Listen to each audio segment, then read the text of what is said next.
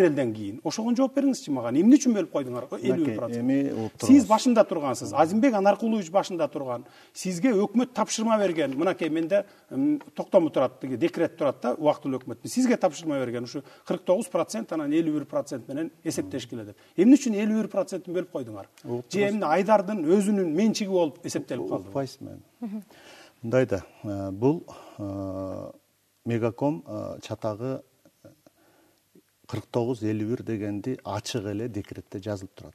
49% максимумга түздөн түз тиешеси бар. Муну биз улутташтырганбыз. Ал эми 51% боюнча ошол биз улутташтырганга чейин эле, ошо Бакиевдин заманына чейин эле ар кандай субъектилер, юридикалык жактар талашып, соттошуп келаткан нерсе бул.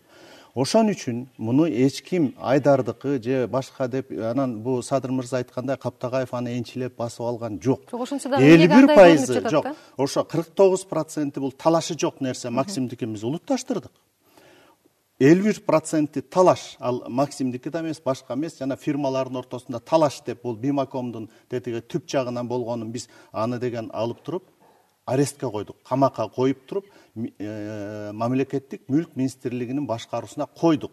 Мына бүгүнкү күнү ошол жана 49-51 жалпы эле Мегакомдун ошо талашы боюнча 1-май районунда кылмыш иши болуп атат. Ошо кылмыш иштин чегинде бул камакта турган нерсе. Ошентип 100% акция азыр 49 улутташтырылып, 51% камак менен мамлекеттик мүлк фондусунун башкаруусунда, ошолордун дайындоосу менен мына азыр Альфа Телекомдун жетекчилиги иштеп атат. Садыр мырза менен акыркы жолу жолукканда ошол 51%ды Максим Бакиев Айдар Акаевден рейдерчилик жол менен алып алган деп айтты деп билдирбедиби сиз ага? Ошондой сөз болгонбу? Кылмыш иш ошо жөнүндө болуп атат. Анткени ошол 51% боюнча чынында Максим Бакиев, Гуревич, Елисеев баш болгондор рейдерлик жол менен тартып алганын фактысы бар деп кылмыш иши козголуп, ошо кылмыш иш боюнча азыр сот жүрүп атат. Сот бүткөнчө аны же андай же мындай деп эч ким айта албайт. Садыр мырза, ошол 51% боюнча Айдар Акаевдагы жергиликтүү массалык маалымат каражаттарына интервью берип, анан бул суу кечпеген калп менен ага эч кандай тиешем жок деген көз карашын билдирди да. Сиздин комментарийиңиз? Эми менин комментариим мындай да, 51% боюнча мына 2006-жылы мен сизге да бердим, депутаттарга да таркатып бергем. Урматтуу Эмилбек Саламатовичке да колунда бар, Роза Исаковна Отунбаевага да мындан 2,5 ай мурунда колунда карматкамын. Бул жерде турат да, Айдар Акаевден 2008-жылы 51%-ин Максим Бакиев тартып алган. 2008-жылга чейин экөө теңме-тең иштеп келген. 51-49% менен иштеп келген. 2008-жылы тартып алып атпайбы? Айдар Акаевден тартып алып аткандан кийин Айдар Акаев ким? Максим Бакиев ким? Баары бир эле 100% национализация кыласа болот эле да. Бул жерде ортодо баягы акча көрүш үчүн, пайда көрүш үчүн соодалашып туруп анан 49%-ын Максимге тиешелүү 100%-ын, 49%-ын национализация кылып, 51%-ын анан кимдир бирөөгө кайра кайтарып бериш жолу болуп атпайбы? А мен айтып атам, 100%-ын тең мамлекетке алып коелу деп. Эмне үчүн дегенде, мен Роза Исаковнага киргенде, ушул кагазды бергенде, мен айткан эмесмин, Эмилбек Саламатовичке бериңиз Каптагаевка деп суранган эмесмин. Мен Роза Отунбаевага киргенде айткам, эже, мына сиз чакырып туруп, жогорку сотто чакырыңыз, ген прокурорду чакырыңыз, мени чакырыңыз, Атамбаевди чакырыңыз, чакырып туруп 100% алалы могу жерде. Максим ким, Айдар ким, мамлекетке алып коелу. Себеби дегенде бул жерде күнүнө 2 миллион доллар түшүп атат мамлекеттин бюджетине. Ушуну менен 30-40% дефицитти жаап койсок болот. Мамлекеттин дефицитин. Ушундай кылыңыз деп берген. Мен Эмилбек Саламатовичке бериңиз деген эмесмин. Сиздерди нандырбай жатат. Азыр 100% мүлктү башкаруу мамлекеттин колунда. Азыркы түшкөн байлыктын баары тең мамлекеттин колунда. Мына ошо Садыр мырза айтып аткан жана кагазы менде турат. Ал кагазда деген ушул схема. Бул схема эми жаңылык эмес. Ошол эле кылмыш ишинде ушунун баары тартып турат. Кимисине сатып, кимисин алып, эми бул аябай татаал чиелешкен окуя.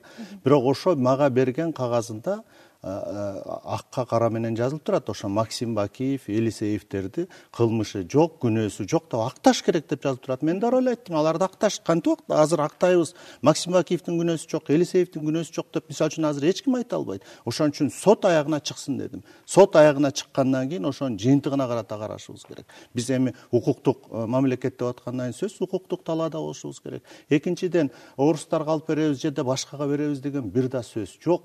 Андай бул сиздин мына ойлоп тапкан эле сөзүңүз. Сиз айтып атпайсызбы, жаңылык эмес деп. Эгерде жаңылык эмес болсо, 1,5 жыл болду апрелден бери карай, силер алгандан бери. Ушул схеманы, могу схеманы бирөөңөр көтөрүп чыгып, момундай экен, 100% алып коелучу мамлекетке. Бул 51% эмне кылабыз ал тиги Максимиби, Акаевби, Айдар Акаевби же болбосо инвесторуна эмнеге беришибиз керек? Биздин мамлекеттин ичинде турган оокат. Бул элдин оокаты деп туруп алып койгонго эмне үчүн силердин духуңар жеткен жок?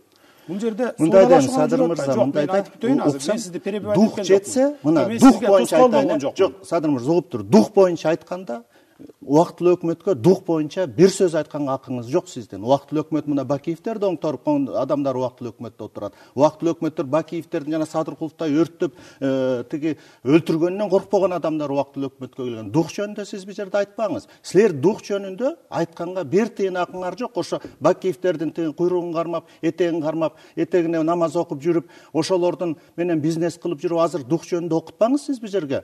Дух жөнүндө айтканга акыңар жок. Убактылуу өкмөткө дух боюнча же болбосо ушу улутташтыруу боюнча бир тыйын күнөө кое албайсыңар. 40тан ашык объектини алып койдук, мамлекетте иштеп атат ошонун баары тең. Мына четинен азыр сатып бюджетке коем деп атат. Бул боюнча мындай жөнөкөй кызыл кулактык кылбаш керек. Мына ачык эле айтып атам, 49% талашсыз нерсе улутташтырдык, 51% талаш болуп турган. Бүгүнкү күнгө чейин талаш. Ошон үчүн сот болуп атат.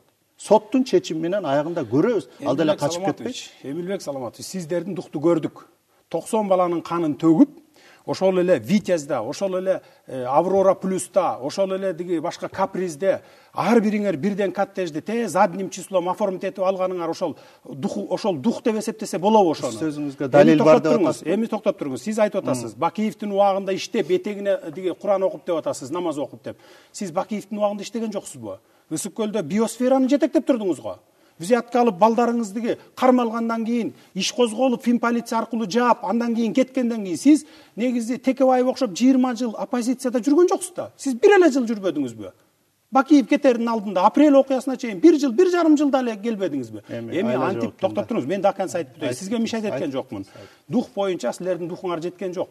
Баягы ачыкка келип бийликке келе калып эле анан кийин баягы күрөдүңөр да, мындайча айтканда. зарубежден $1 миллион үй алдыңар, вилли сатып алдыңар мамлекеттерден. Ушул эле Каприздин ичинде, Аврора Плюстун ичинде национализация болду.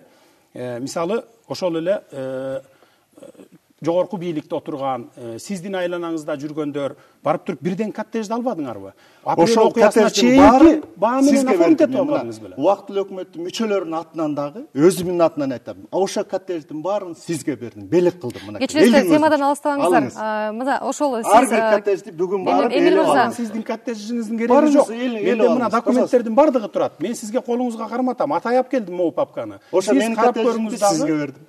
Сиздин коттеджиңиздин мага эмне кереги бар? Мына могу айтып коттеджди. Жок. Сиздин мисалы Витяз боюнча коттедждериңиздин бар. Бул боюнча бир дагы далилиңиз дагы бул жөн эле сөз, документиңиз деле жөн эле кагаз.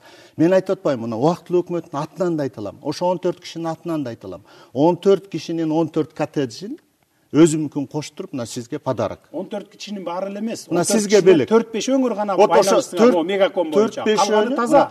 Мен ачык айталам муну. 4-5 сизге белек. Бүгүндөн баштап сиз алыңыз. Кандан жасаган оокатыңар эмне кереги бар? Мен өзүм оокатым өзүмө буйрсам. Жок үчүн айтып атам. Убактылуу өкмөттүн бир кишисине дагы бир тыйын күнөө кое албайсыңар. Бир мисал айтайын, 10 жыл мурун ушул Манас университетинде мисалы зданиясын соттошуп, сот аркылуу жеңип алганда, 10 жыл бою колдонуп келген зданиясын 7 апрелден кийин сиз башында туруп Роза Исаковнанын сиңдисине уттуруп бердиңиз. Мына кече жакында эле бир 3 ай мурун болду. Күчүнө кирип, уже утуп алышты да, например. Ошол сыяктуу эле кылып мына иштеп атпайсыңарбы? Эми ушуну өзүңөр өмүр бою айтып келдиңер эле да, мисалы. Ушул семейный, клановый бизнес болуп кетти, үй бүлөлүк башкаруу болуп кетти деп. переворот кылгандан кийин, апрель окуясынан кийин, мына жана Витяз боюнча сиздин бир туугандарыңыз жөнүндө айтпадымбы мен? Эки бир тууганыңыз жөнүндө. Жакшылап айттың. Эми ошол жерде эми тиги өзүңүз айтып келдиңиз, бир жыл апрель окуясына чейин бир жыл мурун сиз оппозицияда болгонсуз. Бир жыл кыйкырдыңыз. Үй бүлөлүк башкаруу болуп кетти деп. Эми ошол Витязга ошол эле тиги Чокталдан башка эле бир досторуңузду же болбосо ошол мамлекеттик ишкерлердин бирөөнү коюп койгонго духуңуз жеткен жокпу эми? Ошого айылга барыңыз. Өзүңүз кыйкырып келип анан кийин анан бир тууганыңыз боюнча мен сиздин ордуңузда болгондо мен андай кылмак эмесмин.